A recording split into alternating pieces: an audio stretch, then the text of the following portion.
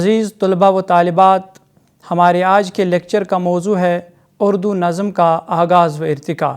شاعری کی ہر وہ قسم جس میں تسلسل کے ساتھ جو کچھ بیان کیا جاتا ہے نظم کہلاتی ہے۔ اس اعتبار سے مثنوی، مرثیہ اور قطعات بلکہ قصیدہ بھی تسلسل بیان کی وجہ سے نظم ہی کی صنف میں داخل ہیں۔ حیت کے اعتبار سے مخمس، مسدس، مربع، ترکیب بند اور ترجیح بند نظم کے مختلف روپ ہیں۔ ہماری تاریخ کے اہم کارنامے، معاشرے کے رجحانات، سماجی رسمیں اور زندگی کی داستانیں نظم کے ذریعے ہی صفحہ کرتاس پر محفوظ کر لی گئی ہیں۔ دیگر شعری اصناف کی طرح نظم کا آغاز بھی دکنی دور سے ہوتا ہے، بلکہ امر واقع یہ ہے کہ دکنی دور میں غزل کی طرف توجہ بعد میں منعطف ہوئی اور نظم پہلے وجود میں آئی۔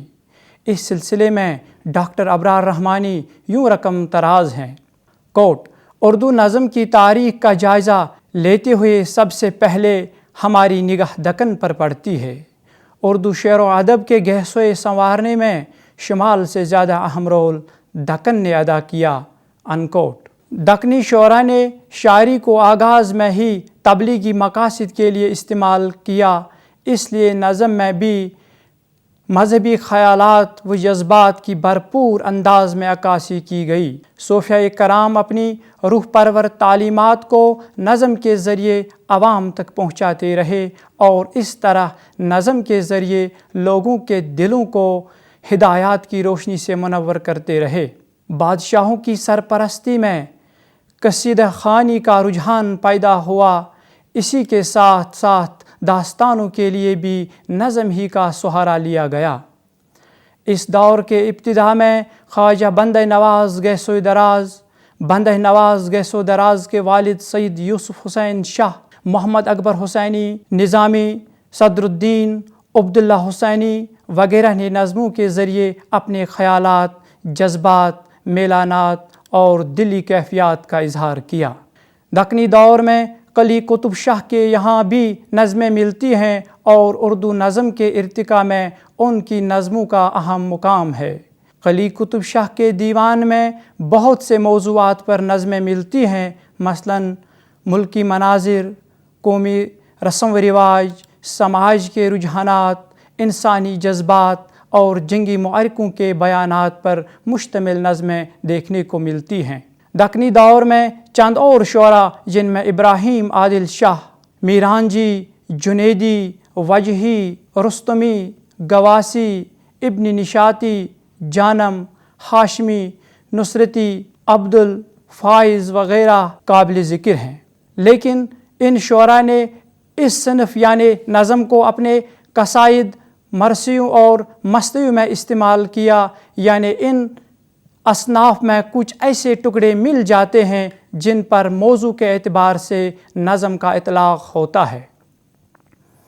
ان اصناف میں غزل کے مقابلے میں خارجی زندگی کی عکاسی ہوتی رہی، یعنی جگ بیتی کا رجحان غالب رہا، اور یہی وہ مشترکہ خصوصیت ہے جو ان اصناف کو نظم کے زمرے میں شامل کرتی ہے۔ بقول وزیر آگا: دکنی نظم عام طور سے مثنوی، قصیدہ اور مرثیہ کے روپ میں ابھری۔ بے شک حیت اور موضوع کے اعتبار سے یہ اصناف ایک دوسرے سے مختلف ہیں، تاہم خارجی اشیاء اور واقعات کو مس کرنے نیز استقرائی کو اختیار کرنے کے باعث یہ اصناف نظم کے زمرے میں ہی شامل ہیں۔ چنانچہ دکنی دور میں ان مختلف اصناف کی ترویج دراصل نظم ہی کی ترویج تھی۔ لیکن ہماری اصل بحث وہ نظم ہے جو موضوع اور حیت دونوں اعتبار سے نظم ہو، جس میں بالیدگی ہو، ابتدا و وسط ہو اور اختتام ہو۔ اس اعتبار سے نظم کے واضح نقوش نظیر اکبر آبادی کے یہاں ملتے ہیں۔ یہ اردو نظم کی خوش نصیبی تھی کہ اسے نظیر اکبر آبادی کے روپ میں ایک ایسا شاعر نصیب ہوا جس نے تنہا روایت سے الگ ہو کر نظم کو ہی اپنے تجربات و خیالات کا وسیلہ بنایا اور فارسی و ہندی کی روایتوں کا سہرا لیے بغیر نظم نگاری کا ایک عالیشان تاج محل تعمیر کر دیا۔ اگرچہ نظیر سے پہلے سبھی شعراء اردو نظم کا دروازہ کھٹکھٹاتے رہے، لیکن اسے کھولنے اور نظم نگاری کے دشت کی سیاحی کی سعادت کسی کو حاصل نہیں ہوئی۔ یہ سعادت نظیر کے حصے میں آئی۔ نظیر کی شاعری کا کینواس بہت وسیع ہے۔ انہوں نے ہر موضوع پر قلم اٹھایا اور ہر رنگ کی نظمیں لکھی ہیں۔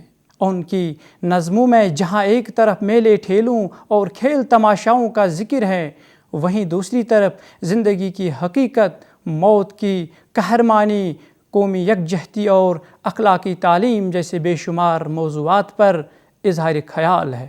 انہوں نے عوام اور ان کی زندگی کے متعلق عوامی زبان میں بہت سی نظمیں لکھی ہیں، اسی لیے انہیں عوام کا شاعر کہا جاتا ہے۔ ان کی زبان سادہ اور بول چال کی زبان ہے جو ہندوستانی مزاج کی نمائندگی کرتی ہے۔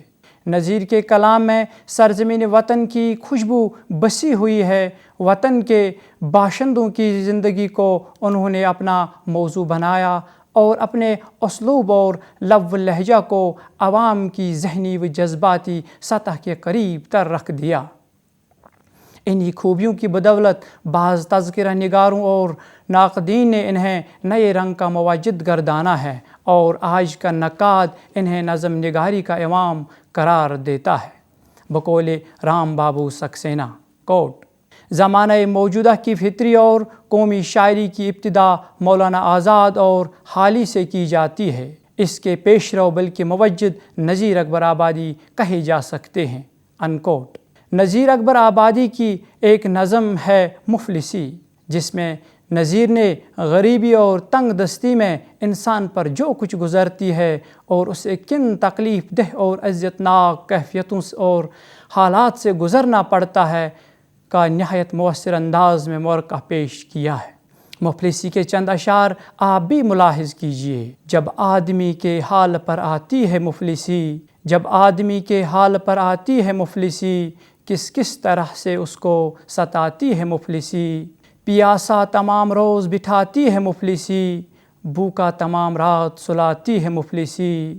یہ دکھ وہ جانے جس پر کہ آتی ہے مفلسی، دنیا میں لے کے شاہ سے یارو تا فقیر، خالق نہ مفلسی میں کسی کو کرے اسیر۔ اشراف کو بناتی ہے ایک آن میں حقیر، کیا کیا میں مفلسی کی خرابی کہوں نذیر، وہ جانے جس کے دل کو جلاتی ہے مفلسی۔ نذیر کے بعد عرصے دراز تک نظموں کا رواج نہیں ملتا ہے۔ نذیر نے اردو نظم کا جو پودا لگایا تھا وہ مرجھاتا ہوا نظر آتا ہے۔ نظم کی دنیا سنسان اور خاموش دکھائی دیتی ہے۔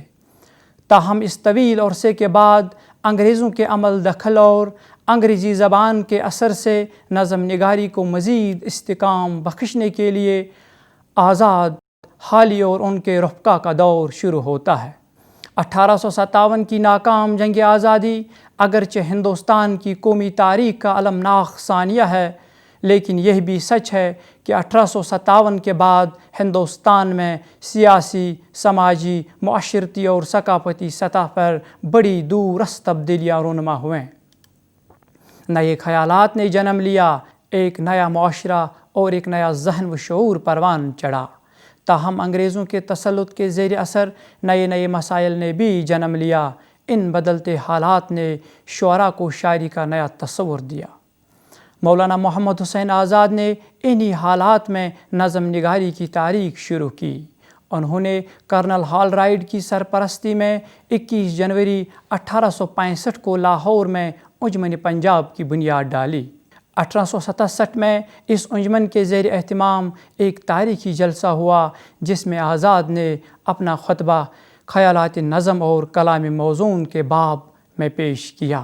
آزاد کے اس لیکچر کو تاریخی اہمیت حاصل ہے۔ اس سے اگر جدید نظم کی جڑیں مضبوط اور استوار کرنے کا نسخہ سمجھا جائے تو زیادہ بہتر ہوگا۔ انجمن پنجاب کے پلیٹ فارم ہی سے اردو میں نظم نگاری اور موضوعاتی مشاعرے کی تحریک شروع ہوئی۔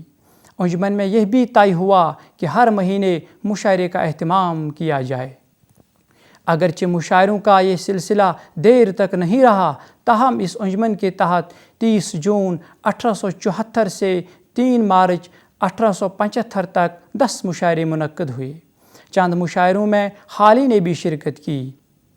پہلا مشاعرہ 30 جون 1874 برسات کے موضوع پر منعقد ہوا، جس میں حالی نے برقع رت اور آزاد نے ابر کرم نظمیں پڑھ کر اپنے اپنے انداز میں برسات کی خوبیاں اور خوبصورتی بیان کی۔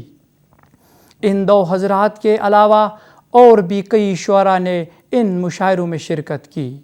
آزاد کی نظموں میں دلکشی، رنگینی اور رعنائی پائی جاتی ہے۔ وہ اپنی نظموں میں استعارے سے حسن پیدا کرنا خوب جانتے ہیں۔ شب قدر، صبح امید، خواب امن، داد انصاف، وداع انصاف، گنج قناعت، ابر کرم، زمستان وغیرہ ان کی دلکش نظمیں ہیں۔ ان نظموں میں آزاد نے شعری تدابیر کو بروئے کار لا کر تصویر کشی بڑے بلیغ اور خوبصورت انداز میں کی ہے۔ شیرین و مترنم الفاظ کا استعمال بڑے حسین انداز میں کیا ہے۔ بیجا مبالغہ آرائی سے دامن بچاتے ہوئے جذبات کی سچی تصویر کشی کرتے ہیں۔ حالی نے نظم کو بام عروج پر پہنچایا، اس لیے حالی کو جدید نظم نگاری کا باوا آدم کہنے میں کوئی مبالغہ نہیں ہے۔ گہری سنجیدگی اور شدید احساس نے انہیں قومی شاعر بنا دیا ہے۔ انہوں نے قومی، معاشی، معاشرتی اور سیاسی موضوعات کے علاوہ سماجی ناانصافی، نابرابری اور عورت کے حقوق کی پامالی اور اخلاق کی گراوٹ پر بھی نظمیں تحریر کی ہیں۔ مد جزر اسلام، مناجات بیوہ، چپ کی داد اور مرث غالب ان کی قابل ذکر نظمیں ہیں۔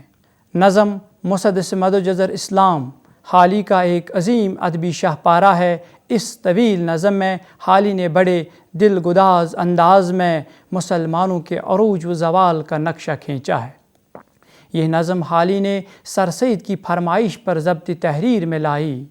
سر سید حالی کی اس پرگداز، پرتاثیر اور پرجوش و پرخلوص نظم کو ان الفاظ میں خراج تحسین پیش کرتے ہیں۔ کوٹ: قیامت میں جب اللہ تعالیٰ مجھ سے پوچھے گا کہ ہمارے واسطے کیا لایا تو میں کہوں مسدس حالی۔ انکوٹ۔ چند بند ملاحظ کیجیے۔ وہ فرقہ جو آفاق میں محترم تھا، وہ امت لقب جس کا خیر الامم تھا، نشان اس کا باقی ہے صرف قدیاں کہ گنتے ہیں اپنے کو ہم بھی مسلماں۔ مجھے ڈر ہے اے میرے ہم قوم یارو، مبادہ کہ وہ ننگ عالم تمہیں ہو۔ گر اسلام کی کچھ اہمیت ہے تم کو تو جلدی سے اٹھو اور اپنی خبر لو، وگرنہ یہ قوم آئے گا راست تم پر کہ ہونے سے ان کا نہ ہونا ہے بہتر۔ حالی کے معاصرین میں علامہ شبلی نعمانی کا خاصا مقام ہے۔ ان کی نظموں میں جذباتیت اور جوش کے ساتھ ساتھ طنز کا عنصر بھی حاوی ہے۔ شبلی نے اردو نظم کو سیاسی طنز کے نئے رنگ سے روشناس کیا ہے۔ ان کی نظموں میں جدت کی جھلکیاں نظر آتی ہیں اور ان میں اپنے زمانے کی زندگی کی ترجمانی بھی موجود ہے۔ جدید نظم کے معماروں میں اکبر الہ آبادی اور اسماعیل میرٹھی کا نام بھی سر فہرست ہے۔ دیہاتی ماحول پر نظمیں لکھ کر میرٹھی نے اردو کو ایک نیا افق فراہم کیا۔ انہوں نے اپنی نظموں میں مناظر قدرت کی متحرک تصویروں کو پیش کیا ہے۔ اسماعیل میرٹھی نے بچوں کے لیے بھی نظمیں لکھیں اور بچوں کے ادب کو اپنی شگفتہ، سادہ اور دلکش نظموں سے مالا مال کر دیا۔ اکبر الہ آبادی جو قدامت پسند ہوتے ہوئے بھی جدید شاعری کے علم بردار ہیں، ان کا یہ طرح امتیاز حاصل ہے کہ انہوں نے اردو شاعری میں ایک نیا رنگ اور ایک اچھوتا ہوا انداز پیدا کیا۔ اکبر کی شاعری اپنے عہد کا حقیقی آئینہ ہے۔ اس عہد میں ہندوستانی تہذیب مغربیت کے غلبے سے دوچار تھی۔ انہوں نے انگریزوں کی اندھی تقلید کرنے کی مزاحمت کرتے ہوئے مشرقی تہذیب کو زندہ رکھنے اور رواج دینے پر زور دیا۔ اکبر کو اردو میں طنز و مزاح کے سب سے بڑے شاعر کی حیثیت حاصل ہے۔ وہ ہر بات وثوق سے کہتے ہیں، ان کی ہر بات میں سوچ و وچار کا عنصر ہے۔ انہوں نے فن کے نئے معیار قائم کیے، نئی جمالیاتی اقدار کو پیدا کیا ہے، اسی لیے ان کی شاعری میں جدت سب سے زیادہ ہے۔ موجودہ دور کی بے پردگی کے خلاف اکبر اپنے ظریفانہ رویے سے ہمیں یوں احساس دلاتے ہیں۔ بے پردہ نظر آئیں جو کل چند بیبیاں، اکبر زمین میں غیرتی قومی سے گڑ گیا، پوچھا جو ہم نے آپ کا پردہ وہ کیا ہوا، کہنے لگیں کہ عقل پہ مردوں کی پڑ گیا۔ اردو نظم کی تاریخ میں سرور جہاں آبادی اور نظم طباطبائی کے نام بھی اہم اور قابل ذکر ہیں۔ انہوں نے اردو نظم کو نئی جہتوں سے روشناس کیا۔ سرور نے انگریزی شاعری کا اردو میں ترجمہ کر کے اردو شاعری میں نیا رنگ اور آہنگ پیدا کرنے کی کامیاب کوشش کی۔ انہیں وطن کے ذرے ذرے سے محبت تھی، اسی لیے انہوں نے اپنی نظموں میں ہندوستانی ماحول، رسوم و عقائد، ہندوستانی روایات و اساطیر اور ہندوستانی طرز و فکر کی ترجمانی کی ہے۔ نظم طباطبائی نے بھی اردو میں نئے انداز کی نظمیں لکھیں اور اس سے بڑھ کر انہوں نے بہت ساری انگریزی نظموں کو اردو کے قالب میں ڈالا۔ انہوں نے انگریزی شاعری ولیم گرے کی مشہور نظم ایلیجی کا منظوم اردو ترجمہ گوری گھریباں کے نام سے کیا۔ یہ اردو میں استنزا کے اسٹائل میں پہلی نظم ہے۔ ان شعراء کے بعد اردو نظم ملک کے بدلتے ہوئے حالات و واقعات کے ساتھ ساتھ اپنا رنگ بدلتی نظر آتی ہے۔ اب اردو نظم میں تحریک آزادی اور انقلاب کی گونج سنائی دیتی ہے۔ علامہ اقبال اور چک بست سے انقلابی شاعری کا آغاز ہوتا ہے۔ چک بست نے ہندو مسلم اتحاد اور حب الوطنی کا ذکر متعدد نظموں میں کیا ہے اور اہل وطن کو اپنے وطن کی عظمت کا احساس دلاتے ہوئے افسردگی اور مایوسی سے نکلنے کی ترغیب دی ہے۔ عزیز طلباء و طالبات، آج کے لیکچر میں بس اتنا ہی، باقی موضوعات پر دوسرے لیکچر میں بات ہوگی۔ خدا حافظ۔